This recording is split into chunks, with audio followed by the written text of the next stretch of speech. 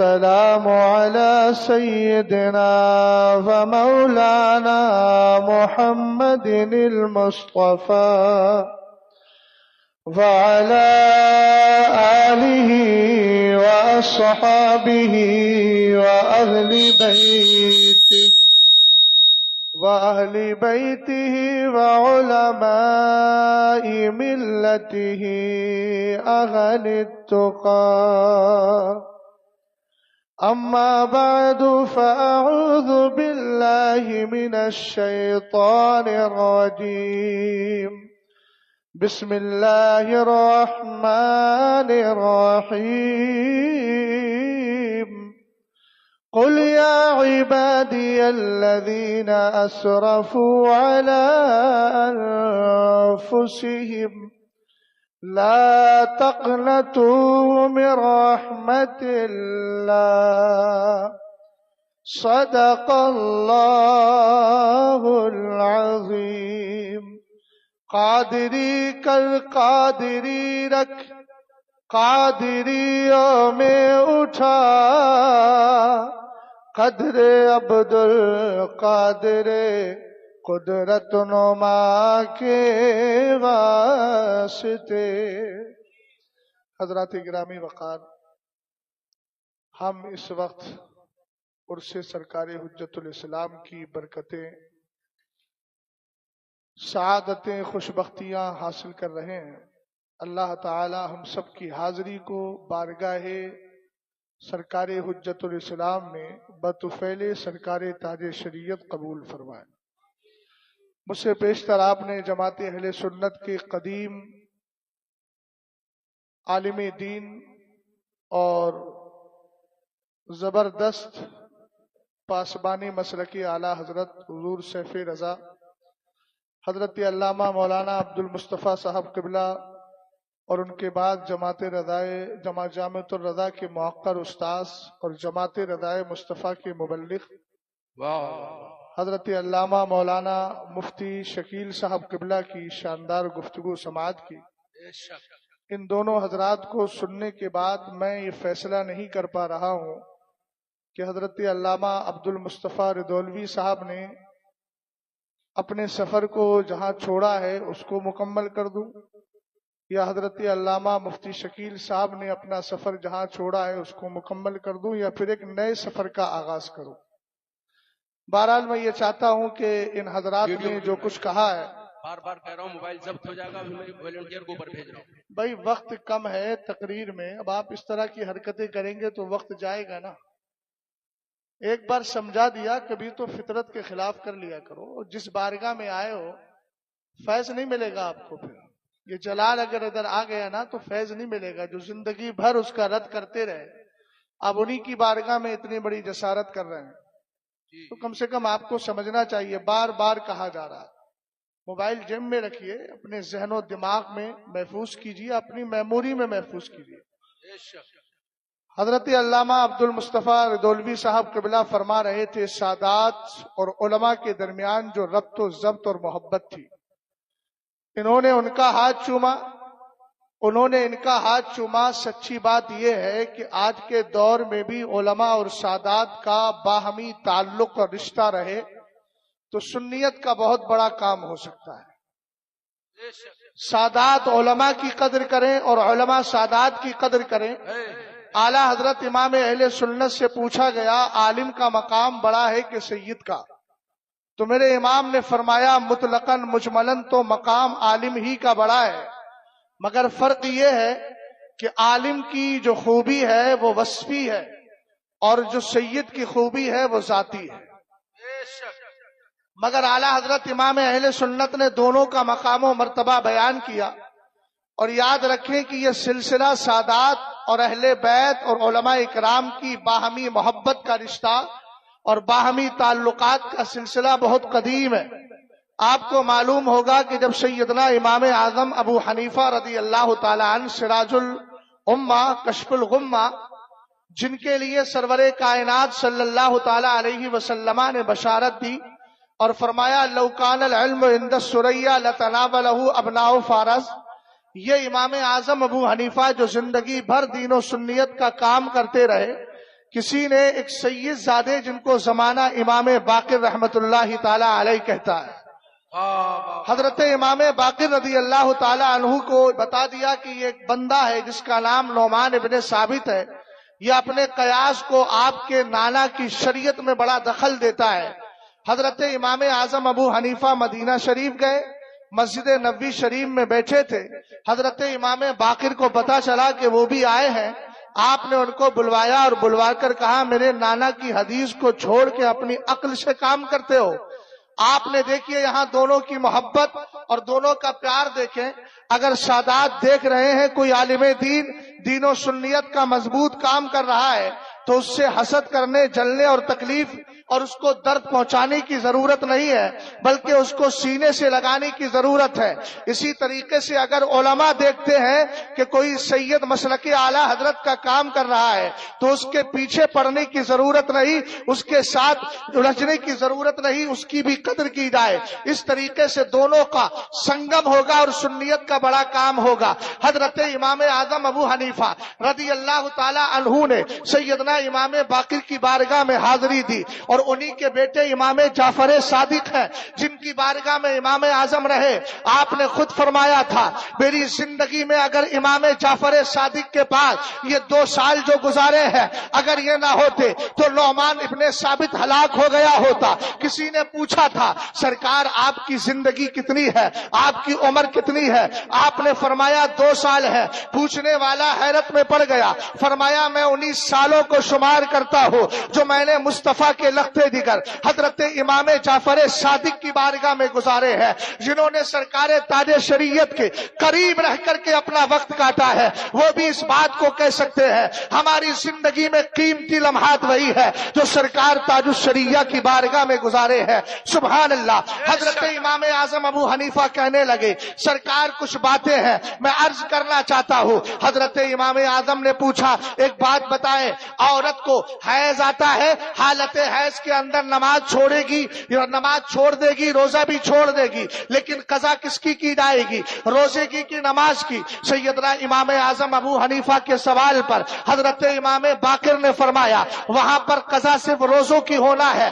آپ نے کہا مقام تو نماز کا زیادہ بڑا ہے، اہم الفرائض بعد الایمان یہ نماز ہے۔ اگر میں اپنے قیاس پر فتویٰ دیتا، اگر اپنی عقل کو چلاتا تو میری عقل تو یہ کہتی ہے کہ نمازوں کی قضا کی جائے، روزوں کی قضا نہ کی جائے، لیکن میں نے وہی کہا ہے جو آپ کے نانا جان نے فتویٰ دیا ہے۔ ایک جواب ہو گیا۔ دوسرا سوال آپ نے کیا سرکار ایک بات بتائے، لڑکا لڑکی چھوڑے کسی نے، کوئی مورث ہے وارثین میں لڑکا اور لڑکی چھوڑے، اب یہاں حصوں کی تقسیم ہوگی تو لڑکے کو 2 حصہ ملے گا، لڑکی کو سنگل ملے گا۔ عقل تو یہ چاہتی ہے کہ عورت کما نہیں سکتی، عورت صنف نازک ہے، عورت کمزور جنس ہے، لہذا اس کو ڈبل دیا جائے، لیکن فتویٰ وہی دیتا ہوں جو آپ کے نبی کی شریعت نے دیا ہے۔ سبحان اللہ۔ سیدنا امام اعظم ابو حنیفہ رضی اللہ تعالی عنہ نے تیسرا سوال کیا سرکار ایک بات بتائے، آدمی کا پیشاب زیادہ ناپاک ہے یا اس کے جسم سے نکلنے والا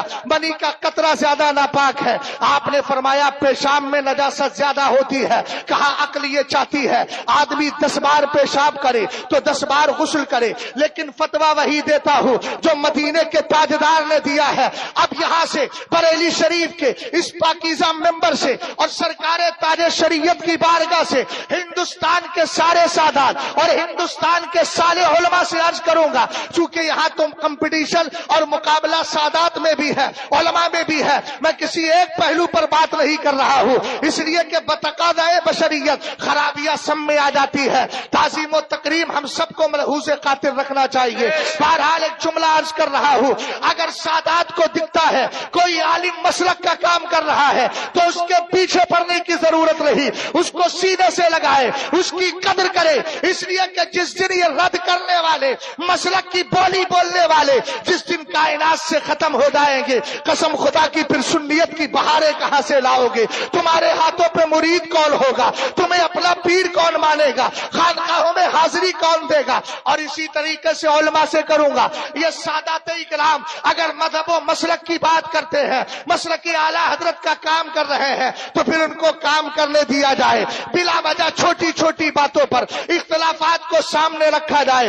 اس لیے کہ جب رافضیت اور شیعیت سیادت کا نام لے کر کے ہمارے مسلک پہ حملہ کرتی ہے، ہم جیسے مولوی تقریر کرے لوگ سیادت کے نام پر ہماری باتیں نہیں سنتے، اس وقت ضرورت پڑتی ہے انہی سادات کی جو آپ ببانگے دہل مسلک کی بات کرتے ہیں، نعرہ مسلک اعلیٰ حضرت کا لگاتے ہیں، پھر ان کا چہرہ سامنے کر کے ہم بتاتے ہیں دیکھو سادات ایسے ہوتے ہیں جن کی بولی امام احمد رضا خان کی بولی ہوتی ہے، جو تاج الشریعہ کی زبان میں کہتے ہیں مسلک اعلیٰ حضرت پہ قائم رہو، زندگی دی گئی ہے اسی کے لیے.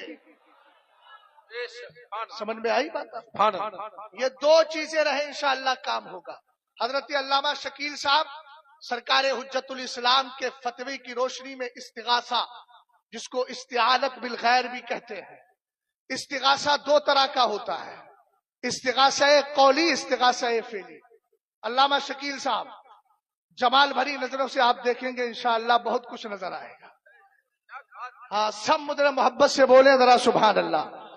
حضرت سرکار سیدنا موسیٰ علیہ السلام کا دور ہے، آپ راستے سے گزر رہے تھے، ایک بندے نے کیا کیا، آپ نے دیکھا کہ ایک فرعونی کے ساتھ ان کے چاہنے والے کی لڑائی ہو گئی ہے. اس نے کہا موسیٰ علیہ السلام میری مدد کرو. یہ استغاثہ قولی تھا. اسی طریقے سے وَأَوْحَيْنَا إِلَىٰ مُوسَىٰ إِذِ اسْتَسْقَاهُ قَوْمُهُ أَنِ اضْرِب بِّعَصَاكَ الْحَجَرَ. یہ استغاثہ قولی تھا. استغاثہ فعلی کی مثال دیکھنا ہے.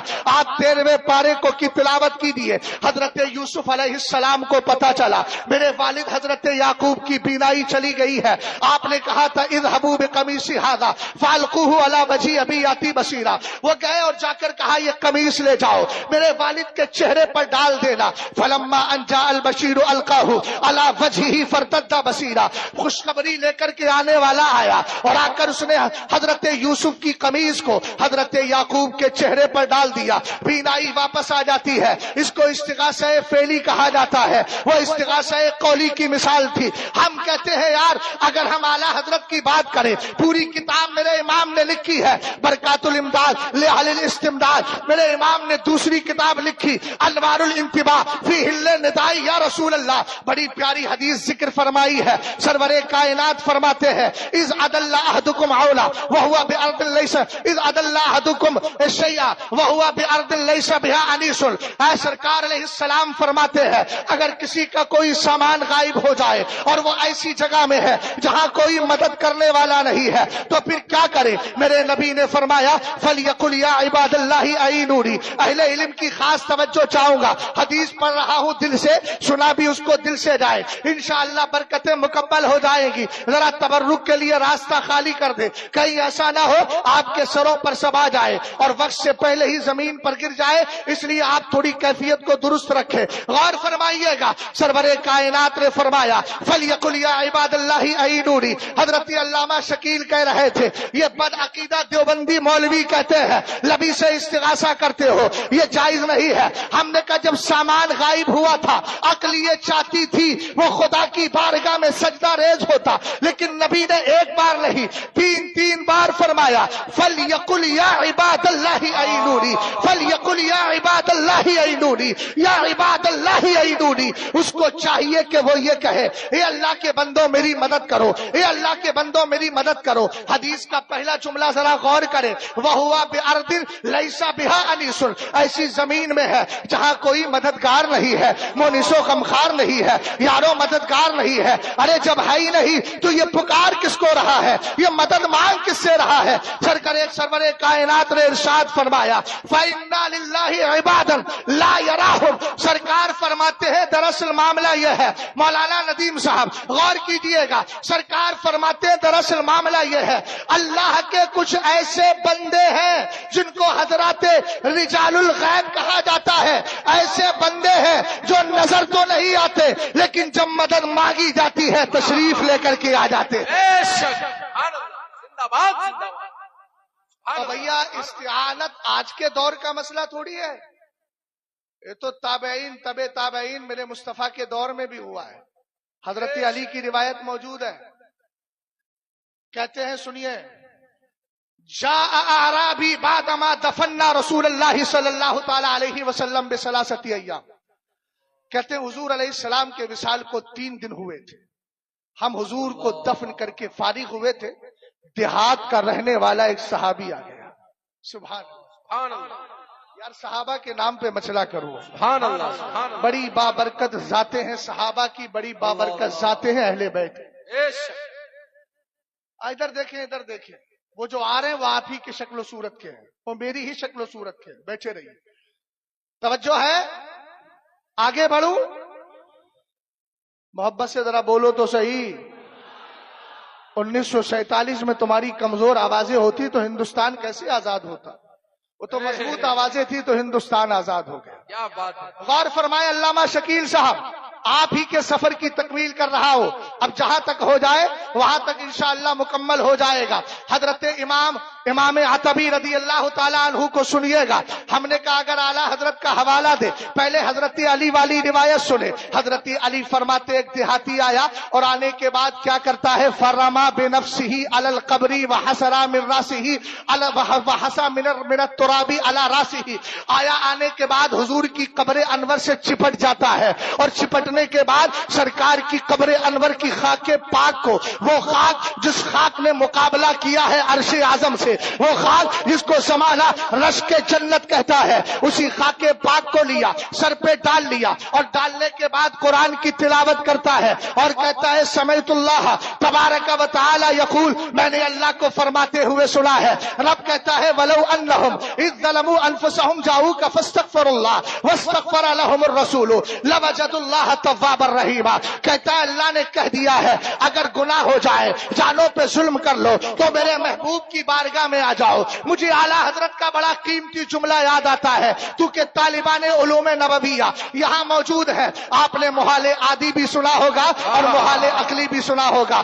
اعلیٰ حضرت کہتے قرآن کہتا ہے الیس اللہ بکاف عبدا، کیا اللہ اپنے بندوں کو کافی نہیں؟ ہم نے کہا یقیناً کافی ہے، وہ قادر مطلق ہے۔ پھر اللہ نے یوں کیوں کہا یا ایھا الذین آمنوا اتقوا اللہ وابتغوا الیہ الوسیلہ، اللہ کی بارگاہ کی جناب، اللہ کی جناب، اللہ رب العزت کی بارگاہ اور اس کی جناب میں وسیلہ تلاش کرو۔ بڑی پیاری بات علامہ ضیاء الدین مدنی نے کہی تھی، آپ حضور کی بارگاہ میں استغاثہ کر کے نکلے، ایک بدعقیدہ غیر مقلد نے پکڑ لیا، ان کا وسیلہ کیوں دیتا ہے؟ انہوں نے کہا قرآن میں لفظ وسیلہ آیا ہے، کہا وسیلے سے مراد اعمال کا وسیلہ۔ آپ نے فرمایا تیرے اعمال قبول ہیں، مقبول ہیں کہ غیر مقبول؟ کہنے لگا مجھے تو پتہ نہیں قبول ہے کہ قبول نہیں۔ کہا یہی تو فرق ہے، ہم اہل سنت اس نبی کا وسیلہ دیتے ہیں جو خدا کی بارگاہ میں مقبول ہے، تو ایسے اعمال کا وسیلہ دیتا ہوں، دیتے ہو جس کے قبول اور عدم قبول کا کوئی پتہ نہیں۔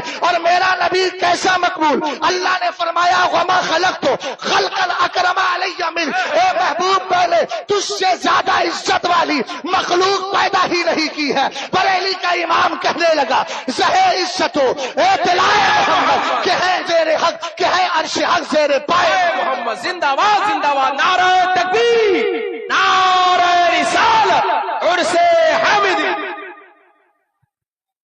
توجہ ہے، سبحان اللہ۔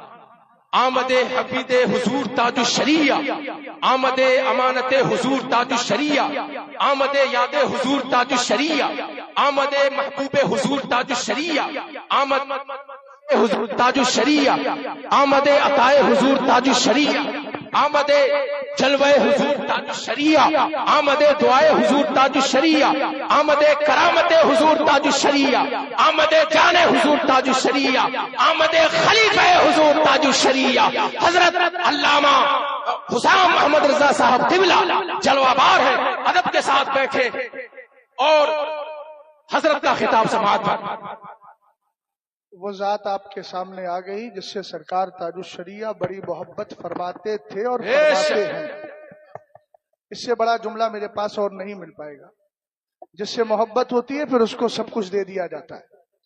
غور فرمائیے گا، مہمان بڑے بڑے دور کے ہیں، کوئی ممبئی کا ہے، کوئی حیدرآباد کا ہے نا، اس لیے ممبئی والے بھی دھیان دیں گے میری طرف، ہاں میری طرف توجہ کریں گے، ممبئی والے بھی کریں گے، حیدرآباد والے بھی کریں گے، سب کریں گے، ذرا غور فرمائیے گا۔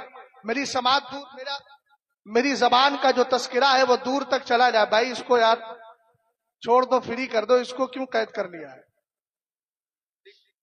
میں عرض کر رہا تھا، جملہ آپ کو یاد ہے نا؟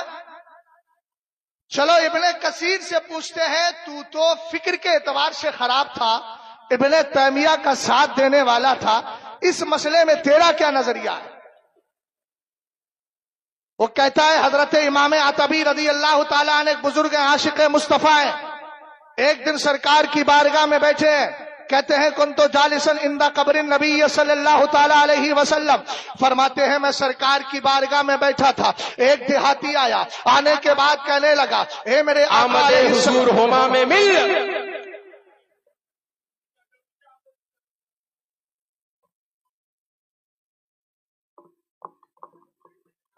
بہت اچھا، ماشاءاللہ بہت اچھا۔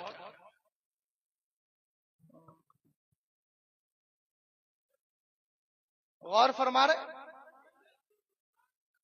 امام عتبی رضی اللہ تعالیٰ عنہ فرماتے ہیں میں بیٹھا تھا سرکار کی بارگاہ میں، اتنے میں ایک شخص آیا اور آنے کے بعد قرآن کی یہی آیت پڑھی جو میں نے ابھی تلاوت کی تھی، اور اس کے بعد ایک جملہ اور بولتا ہے جو قریب اور بعید ہے، سب توجہ سے میری بات کو سنیے گا، اس لیے کہ بات مدینے والی کی کر رہا ہوں، اس نبی کی بات کر رہا ہوں جس کے ذکر کے لیے اللہ فرشتوں کو بھیج دیا کر، سننے کے لیے فرشتوں کو بھیج دیتا ہے۔ اعلیٰ حضرت کا بڑا قیمتی جملہ ہے، میرے امام نے فرمایا جب سرکار کی محفل پاک سجتی ہے، اللہ تعالیٰ کے فرشتے آتے ہیں، ایک دوسرے کو تداعی کرتے ہیں، دعوت دیتے ہیں اور کہتے ہیں سنو سنو، کہاں جا رہے ہو؟ تمہارا مقصد کہیں اور نہیں، مدینے والی کی محفل میں حاصل ہونے والا ہے، تو جتنے بیٹھے ہیں سب کا مقصد اسی محفل میں حاصل ہوگا انشاءاللہ۔ غور فرمائے، امام عتبی کہتے ہیں وہ آنے کے بعد کہتا ہے جیتو کا مستغفرا لذنبی و مستشفعا بھی، کہتا ہے میرے آقا میں آپ کی بارگاہ میں گناہوں کی بخشش مانگنے آیا ہوں، میں سفارش کرانے آیا ہوں۔ آقا کریم علیہ السلام کی بارگاہ میں پھر اس نے چند اشعار بھی پڑھے، کہنے لگا یا خیرہ من دفنت فی القائی آدم فطابا من طیبہن القاء والاکم ونفس الفداء لقبر انت ساکن فیہ العفاف وفیہ الجود والکرم، کہتا ہے کائنات میں آج تک جتنے لوگ مدفون ہیں ان میں سب سے پاکیزہ ذات جن کی خوشبو سے مدینے کے ٹیلے بھی معطر ہو گئے ہیں، میدان بھی معطر ہو گئے ہیں۔ پھر کہتا ہے نفس الفداء لقبر انت ساکن، میری جان اس قبر انور پر قربان جس میں مدینے کے تاجدار آپ آرام فرما رہے ہو۔ کون سا مزار جس کے لیے بریلی کے امام نے کہا وہ ہر چراغ مزار پر قدسی، ہر چراغ مزار پر قدسی، کیسے پروانہ وار پھرتے ہیں، سبحان اللہ سبحان اللہ۔ رسول کریم صلی اللہ علیہ وسلم کی بارگاہ میں عرض کرتا ہے، کہتا ہے اسی قبر کے اندر پاک دامنی بھی ہے، اسی میں جود و سخا بھی ہے، اسی میں کرم بھی ہے۔